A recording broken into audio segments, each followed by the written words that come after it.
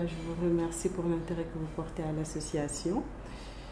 Moi, c'est Koumba Diop. Je suis secrétaire générale de l'association Cancer du sein Sénégal, qui a été créée en 2013 par d'anciennes malades, c'est-à-dire des personnes qui ont eu à vivre la maladie directement et qui s'en sont sorties. Également par des médecins et des bénévoles qui ont su et qui ont compris les enjeux qu'il y avait et qui savent que les gens ont besoin de soutien face à une maladie qui demande beaucoup de moyens et qui est assez difficile à gérer quand la personne n'a pas vraiment ses moyens. L'association a été créée en 2013 et depuis 2013, on fait pas mal d'activités. On fait des tournées sur l'ensemble du territoire.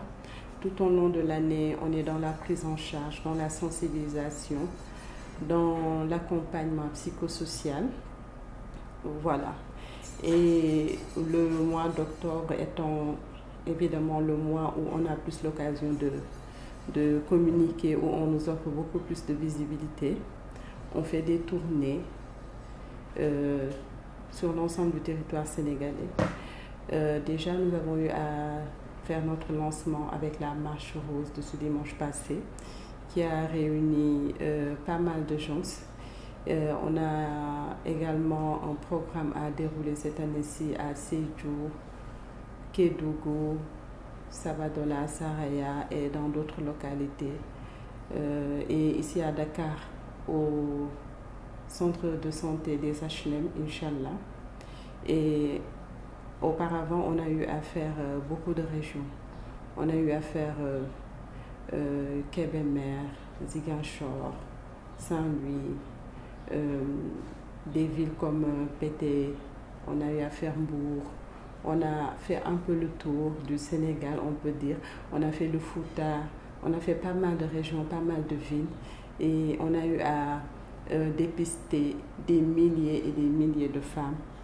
Et évidemment, on les accompagne dans la prise en charge, on aide du mieux qu'on peut.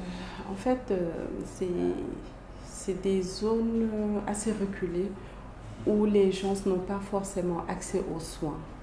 La preuve étant que quand on y va, on se retrouve face à des cas qui sont vraiment avancés. Parce que ces gens-là n'ont pas forcément accès aux soins, parce qu'ils ne sont pas assez sensibilisés ou tout simplement parce qu'ils n'ont pas la bonne information. Donc c'est face à ces critères-là que nous choisissons ces villes, parce qu'on sait que les gens qui sont là-bas n'ont pas forcément les moyens financiers d'aller voir un médecin ou ils n'ont pas les spécialistes qu'il faut sur place.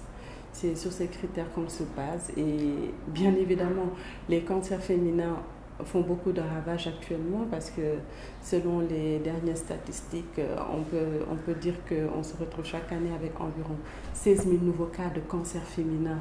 Donc là, je ne parle pas seulement de cancer du sein, mais pour le cancer du sein, on se retrouve facilement avec 1500 à 2000 nouveaux cas. C'est assez difficile de se prononcer puisqu'on ne dispose pas d'un registre de cancer. Donc on ne peut pas actuellement donner de chiffres exacts. Mais quand même, les cas sont là. Ces gens qui sont dans ces zones reculées, quand on y va, ils sont contents de nous trouver, de nous y retrouver parce que, en fait, ils ne savent pas. Ils ne savent pas. Parfois, ils traînent des cas vraiment très graves et ils se disent souvent que voilà, je peux juste me contenter d'aller voir le tradipraticien du coin ou c'est juste le mauvais œil qui m'a touché. Donc, c'est des choses qu'on essaie c'est des mots auxquels on essaie de pallier lors de ces tournées, en sensibilisant bien sûr, parce que la sensibilisation, c'est la première des choses à faire dans le cadre du cancer.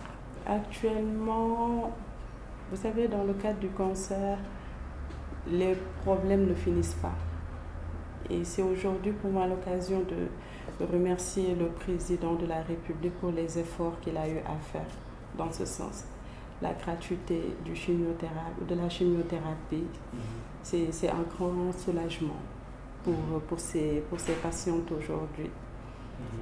parce que ça coûtait excessivement cher et ce n'était pas donné à tout le monde. On a également la radiothérapie. Au départ, on n'en avait pas beaucoup, mais en ce moment, pas mal de structures en sont équipées. Et là, c'est l'occasion pour moi aussi de tirer la sonnette d'alarme. Parce qu'on a besoin d'une réorganisation. Parce qu'on sait tous qu'après la fermeture de l'hôpital Aristide Le Dantec, tout est chamboulé. Les malades ne savent plus où donner de la tête. On a la radiothérapie de Dalal Jamm qui est actuellement en panne, on ne va pas dire en panne, mais qui ne fonctionne pas comme elle devrait. Et ça, c'est des problèmes auxquels nous sommes confrontés. On a également ces femmes-là qui nous appellent, et pas que seulement des femmes, mais des hommes aussi, malades du cancer qui nous appellent parce qu'ils doivent se faire opérer et ne savent pas où aller parce qu'ils n'ont pas été réorientés dans d'autres structures. Donc, la prise en charge actuellement pose un gros problème parce qu'il y a plusieurs aspects qui sont là. Il y a l'aspect médical, il y a l'aspect social, c'est-à-dire la prise en charge psychosociale. Et pour ça, on travaille beaucoup parce qu'on essaie d'encadrer la patiente du mieux qu'on peut. On essaie de lui fournir la bonne information à elle, mais également à son entourage, c'est-à-dire la famille. Parce que la famille est le premier soutien du malade. Donc, quand on décide d'informer le malade, il faudrait aussi informer sa famille, c'est-à-dire son entourage, les accompagnants, pour qu'ils connaissent la maladie et qu'ils puissent mieux la gérer. Donc la prise en charge, actuellement, nous cause une perte de sommeil. On ne dort pas assez parce qu'on est préoccupé, on s'attend à tout et à n'importe quoi parce qu'actuellement, plus de 400 personnes sont en attente de simulation pour leur radiothérapie et on sait tous que la radiothérapie, c'est le complément en fait du traitement.